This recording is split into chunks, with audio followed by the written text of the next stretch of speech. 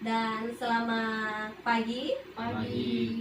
Oke, di sini Ibu ucapkan terima kasih kepada adik-adik yang sudah mau datang untuk melakukan kegiatan pada hari ini. Sebelum kita melakukan kegiatan kita pada hari ini, alangkah baiknya kita meminta pertolongan kepada Yang Maha Kuasa agar kegiatan kita pada hari ini berjalan dengan lancar. Sebelumnya di sini Ibu meminta salah satu dari adik-adik untuk memimpin kita dalam doa. Siapa yang ingin memimpin doa kita? Oke, silakan. Sebelum kita mulai kegiatan kita pada pagi hari ini, mari kita berdoa menurut keyakinan kita masing-masing. Berdoa dimulai. Berdoa selesai. Oke, terima kasih kepada adik-adik yang sudah mau memimpin kita dalam doa pada hari ini. Oke, bagaimana kabarnya adik-adik? Baik. Baik, oke. Sudah makan? Sudah, Bu. Sudah? Iya. Oke, jadi di sini kan adik-adik sudah makan pasti sudah semangat ya? Iya. Oke, adik-adik di sini sudah tahu apa yang kita lakukan? Belum, Bu. Oke, di sini kita melakukan konseling kelompok. Ada yang sudah tahu apa itu konseling kelompok? Belum, Bu. Belum. Oh, jadi di sini kan adik-adik belum mengetahui apa itu konseling kelompok. Di sini Ibu akan menjelaskan apa itu konseling kelompok. Jadi adik-adik, konseling kelompok itu adalah merupakan pemberian bantuan dengan memanfaatkan dinamika kelompok untuk mengetahui konsep diri masing-masing anggota. Dan di sini adik-adik, konseling kelompok ada tujuan konseling kelompok. Jadi tujuan konseling kelompok itu sendiri adalah mengembangkan kemampuan bersosialisasi atau kemampuan berkomunikasi seseorang. Jadi itu tujuan dan pengertian dari konseling kelompok. Sebelumnya adik-adik, dalam konseling kelompok itu ada beberapa aturan yang akan kita sepakati bersama. Bagaimana adik-adik? Bisa? Bisa. Iya. Oke, jadi di sini aturan yang pertama adalah asas atau aturan kesukarelaan. Jadi adik-adik, Ibu mau bertanya kepada adik-adik, apakah adik-adik datang kemari dengan secara sukarela? Iya. Oke, yang selanjutnya aturan keterbukaan. Jadi sebentar adik-adik, kita akan menceritakan permasalahan. Jadi Ibu harap adik-adik menceritakan permasalahan adik-adik secara terbuka. Jangan takut untuk mengungkapkan permasalahan adik-adik. Dan selanjutnya di sini ada aturan kerahasiaan. Jadi sebentar adik-adik, kan kita akan membahas permasalahan kita di sini. Permasalahan adik-adik masing-masing menceritakan permasalahan adik-adik. Jadi di sini permasalahan tersebut cukup kelompok kita saja yang mengetahui permasalahan tersebut, tidak usah diumbar keluar. Jadi yang mengetahui permasalahan tersebut hanya kita saja. Bagaimana? Iya, Bu. Oke, dan selanjutnya ada aturan kenormatifan. Jadi sebentar, karena kita dalam kelompok, jadi agar berlancar dengan baik kegiatan kita pada hari ini, ketika ada yang ingin berbicara, silakan angkat tangan. Dan ketika ada teman kita yang berbicara, saling menghargai, berikan kesempatan untuk berbicara. Dan adik-adik yang lain tidak boleh memotong pembicaraan tersebut. Bagaimana?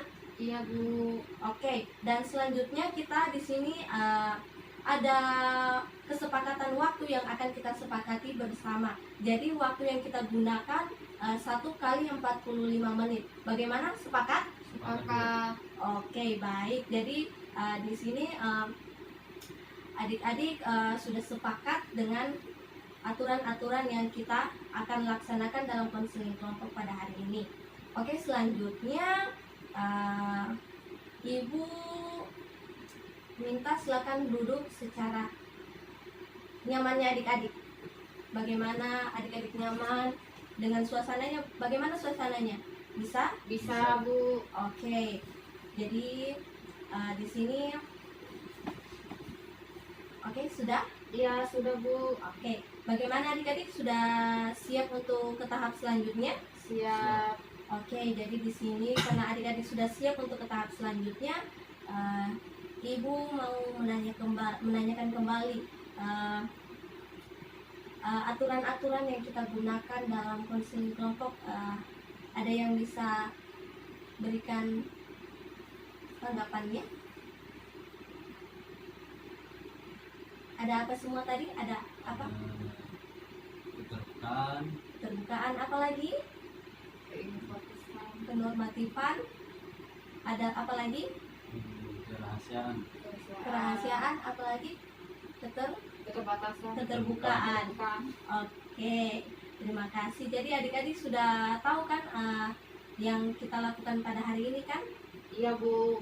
Oke, selanjutnya karena di sini Ibu sudah lihat suasananya makin tegang, jadi kita akan melakukan ice breaking.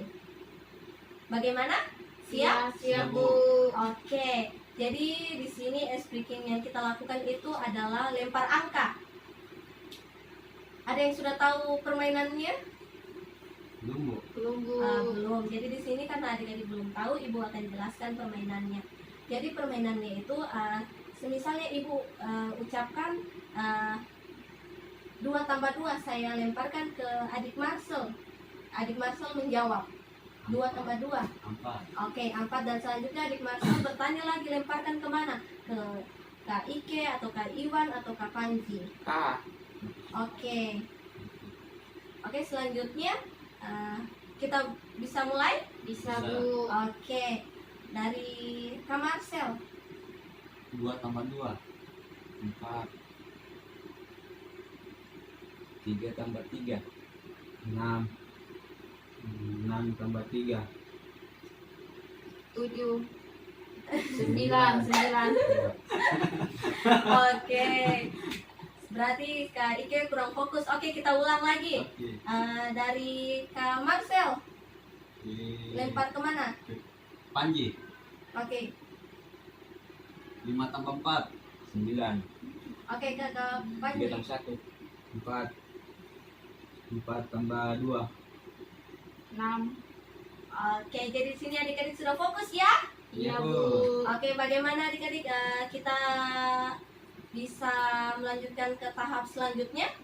Iya Bisa. Bu, bisa. Oke, jadi di sini Ibu harapkan kepada adik-adik berbicara secara terbuka, jangan takut karena di sini kita ada aturan kerahasiaan. Jadi adik-adik jangan takut untuk berbicara secara terbuka. Oke, Iya Bu. oke, kita akan lanjutkan ke tahap selanjutnya. Sudah siap? Siap Siap. Bu. Oke, baik. Karena di sini adik-adik sudah siap untuk melanjutkan ke tahap selanjutnya. Jadi di sini kita akan menceritakan permasalahan. Jadi permasalahan kita pada saat ini adalah topiknya adalah kesulitan dalam manajemen waktu. Oke, di sini Ibu mau bertanya kepada adik-adik, apa yang terlintas dalam pikiran adik-adik mengenai manajemen waktu? Ini waktu seperti susah untuk membagi waktu. susah untuk mengatur waktu Mengatur waktu. Sama susah untuk mengatur waktu juga. Oke, baik, benar yang adik-adik bilang. Jadi di sini manajemen waktu itu adalah mengatur waktu atau menggunakan waktu secara efisien atau efektif untuk mencapai suatu tujuan. Jadi itu adalah manajemen waktu. Untuk adik-adik sendiri, kesulitan-kesulitan dalam manajemen waktu apa saja yang adik-adik tahu? Mungkin dari Seperti susah untuk mengatur waktu untuk belajar. Oke, susah waktu mengatur waktu belajar. Selanjutnya ada lagi, Susah mengatur waktu untuk berolahraga. susah mengatur waktu untuk berolahraga. Ada lagi, susah untuk mengatur waktu yang sama Bu, untuk belajar untuk belajar susah mengatur untuk belajar. Ada lagi, susah mengatur waktu untuk bermain susah mengatur waktu untuk bermain. Oke, jadi di sini ada yang belajar, bermain, berolahraga. Jadi macam-macam kesulitan dalam mengatur waktu. Jadi di sini ibu mau bertanya kepada adik-adik, apakah ada yang pernah merasakan kesulitan dalam mengatur waktu? Saya Oke, silakan. saya susah mengatur waktu karena saya sekolah sambil bekerja ini. Oke, di sini adik Marcel susah mengatur waktu bersekolah dan bekerja. Mungkin ada yang lain? Kalau saya cuma untuk belajar Bu. Jadi di sini adik Iwan susah mengatur waktu untuk belajar. Iya. Ada lagi? Untuk mengatur waktu untuk berolahraga sambil bagaimana nih belajar. Oke, jadi di sini Kak Ike juga susah untuk mengatur waktu belajar dengan berolahraga. Mungkin dari adik Panji? Susah ada Bu. Susah mengatur untuk bermain karena harus belajar terus. Susah mengatur waktu bermain karena Harus belajar terus. belajar terus. Oke. Di sini kan permasalahannya ada yang sama, belajar, susah mengatur waktu untuk belajar. Jadi permasalahannya yang kita akan angkat, permasalahannya siapa? Kita sepakat bersama-sama. Marcel. Marcel, permasalahan Marcel, Iya Bu. sepakat? Iya, sepakat. Oke, jadi di sini ibu meminta kepada adik Marcel untuk menceritakan permasalahan adik Marcel. Jadi saya itu kesulitan untuk membagi waktu karena saya sekolah sambil bekerja. Jadi kan di sekolah saya sudah full day Bu. Jadi kan pagi ke sekolah, berangkat ke sekolah jam 7, pulangnya jam 3. Tapi kan hari Sabtunya tidak sekolah gitu. Cuman waktu saya ke sekolah pagi itu sering terlambat karena saya sering bekerja. Terus malamnya saya berkadang bermain game. Jadi waktu untuk bersekolah pagi itu sangat susah saya rasakan karena sering terlambat. Soalnya kan malamnya main game. Belum lagi ditambah habis pulang sekolah terus bekerja, sambil bekerja. Mungkin seperti itu. Oke, terima kasih. Di sini kan tadi permasalahan dari adik Marcel susah membagi waktunya untuk belajar, untuk ke sekolah dan bekerja. Karena di sini adik Marcel sekolah sambil bekerja dan malamnya bergadang karena main game. Mungkin dari adik-adik yang lain ada permasalahan yang sama atau ada yang ingin menanggapi atau ingin bertanya, silakan. Kenapa teman Marcel sekolah sambil bekerja? Ya, karena kan saya kalau dibilang orangnya kan mandiri, tidak mau merepotkan orang tua. Jadi saya membayar uang sekolah saya dengan hasil kerja saya sendiri. Seperti kan SPP saya sekitaran 2,5. Jadi saya pulang kerja itu saya bekerja sama kan itu saya kerja sama om saya sendiri. Jadi om saya bisa bantu lah untuk membayar SPP untuk tidak terlalu membebani orang tua. Oke, mungkin yang lain di sini dari pertanyaan dari adik Ike ke adik Marcel, di sini pertanyaannya mengenai mengapa adik Marcel sekolah sambil bekerja. Mungkin yang lain ada? Nggak ada. Tidak ada? Mungkin di sini juga ibu ingin bertanya kepada adik Marcel. Jadi waktu untuk keluarga adik Marcel bagaimana? Untuk keluarga Waktu untuk keluarga. untuk keluarga sih soalnya keluarga kan masing-masing sibuk bekerja, jadi waktu untuk keluarga itu kurang Oke. Mungkin yang lain ada yang ingin bertanya atau menanggapi? sama dengan adik Marcel? Enggak ada Bu. Tidak ada. Enggak. Di sini permasalahan adik Marcel mengenai dia karena dia sambil sekolah sambil belajar, dia susah membagi waktu. Jadinya biasa adik Marcel terlambat ke sekolah ya. Iya, sering terlambat. Oke, mungkin yang lain ada yang ingin bertanya. Dan malamnya dia bermain game ya. Mungkin ada yang bertanya atau sama dengan peristiwanya adik Marcel.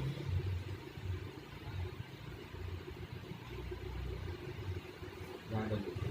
Tidak ada? Oke, untuk permasalahan keluarga sendiri pernah menegur adik Marcel mengenai kesulitannya adik Marcel. Kalau soal menegur tuh, soalnya kan kedua orang tua saya kan di kampung, terus saya kan tinggal sama om saya. Terus kan kadang om saya itu sering keluar karena banyak urusan, jadi mungkin waktu perhatiannya terhadap saya itu kurang. Jadi saya waktu bermain game itu mungkin kurang perhatikan. Makanya saya biasa malam itu sering begadang. Oke, mungkin adik-adik yang lain ingin menanggapi atau bertanya. Enggak Bu. Oke, silakan. Kalau sarannya sih Bu, bermain gamenya bisa diatur seperti jangan terlalu larut malam, biar ke sekolahnya biar tidak telat begitu kan. Oke, di sini dari adik Iwan menanggapi adik Marcel untuk mengurangi bermain game saat malam agar ke sekolahnya tidak terlambat. Mungkin ibu mau bertanya kepada adik Marcel, apakah adik Marcel sudah pernah mencoba untuk keluar dari kesulitan tersebut? Jadi belum pernah sih. Belum pernah. Jadi, Oke, jadi di sini adik Marcel dia belum pernah mencoba keluar dari kesulitan dalam mengatur waktunya. Mungkin dari adik-adik ada yang ingin memberikan tips-tips atau saran kepada adik Marcel agar adik Marcel bisa menggunakan waktu dengan baik. Kurangi begadang, main game. Oke, di sini dari adik Ike katanya kurangi begadang, kurangi main game. Mungkin yang lain? Ada Bu. Enggak ada Bu. Tidak ada. Jadi di sini ada beberapa tips yang diberikan dari teman-teman mengenai permasalahan adik Marcel. Bagaimana dari adik Ike permasalahannya, tipsnya yaitu kurangi bermain game atau bergadang. Bagaimana adik Marcel bisa menerapkannya? kalau menerapkannya sih bisa itu, cuma kan itu kan waktu saya bermain game kan itu hiburan. Mungkin di situ waktu saya untuk menghibur diri saya sendiri. Kalau dalam waktu saya sendiri di rumah kan cuma itu hiburan saya. Cuman kan saran dari Kak Ike betul itu, karena kalau kita sering begadang malam kan besoknya ke sekolah sering lambat. Oke, mungkin dari yang lain ada yang ingin memberikan saran atau tips-tips untuk keluar dari kesulitan manajemen tersebut. Ada. Oke, di sini juga mungkin adik Marcel bisa membuat catatan kecil, membuatkan catatan kecil yang dimana isinya adik Marcel membuat jadwal keseharian adik Marcel seperti sekian jam sekian untuk ke sekolah, jam sekian untuk bekerja. Baik, di sini tadi ada beberapa tips-tips dari teman-teman bagaimana untuk adik Marcel, apakah bisa diterapkan? Dan mungkin saya coba Ibu untuk menerapkan tips-tips dari teman-teman dan juga dari Ibu agar saya bisa membagi waktu saya untuk belajar, bekerja, dan juga bermain. Oke, terima kasih. Mungkin dari dan teman adik-adik selanjutnya juga bisa diterapkan ya. Iya Bu. Oke, jadi di sini karena waktu kita sudah hampir selesai, di sini Ibu meminta adik-adik untuk memberikan kesan dan pesan dalam konseling kelompok pada hari ini. Mungkin dari adik Ike. Kesannya Ibu, saya senang karena bisa belajar membagi waktu dengan baik. Oke, selanjutnya dari adik Iman. Biasa senang ya seperti kita berkumpul begini saling membagi waktu dan apa dan bercerita, jadi kita saling terbuka begitu. Oke, terima kasih. Mungkin selanjutnya dari adik Pandu. Saya senang karena bisa dapat pelajaran dari kamar saya karena mandiri. Oke, mungkin dari adik Marcel. Mungkin saya sama pendapat kita Iwan, kita bisa sharing-sharing waktu dan mungkin keseharian kita bagaimana. Oke, terima kasih kepada adik-adik yang sudah memberikan pesan dan kesan pada hari ini. Ibu ucapkan terima kasih sudah mau meluangkan waktunya. Baik, sebelum kita mengakhiri sesi konseling kelompok kita pada hari ini, tadi kan sudah diawali dengan doa dan kita akan tutup dengan doa juga. Di sini saya minta kepada adik Ike untuk memimpin kita dalam doa. Sebelum kita mengakhiri sesi konseling ini, mari kita berdoa menurut keyakinan kita masing-masing. Berdoa mulai. Berdoa selesai. Oke, terima kasih kepada adik-adik yang sudah memimpin kita dalam doa. Di sini juga Ibu ucapkan terima kasih banyak kepada adik-adik yang sudah mau meluangkan waktunya untuk mengikuti sesi konseling kelompok pada hari ini. Ibu ucapkan Assalamualaikum warahmatullahi wabarakatuh Waalaikumsalam warahmatullahi wabarakatuh. dan selamat pagi menjelang siang. Ya pagi Bu, siang. Oke, terima Ya, kasih. sama-sama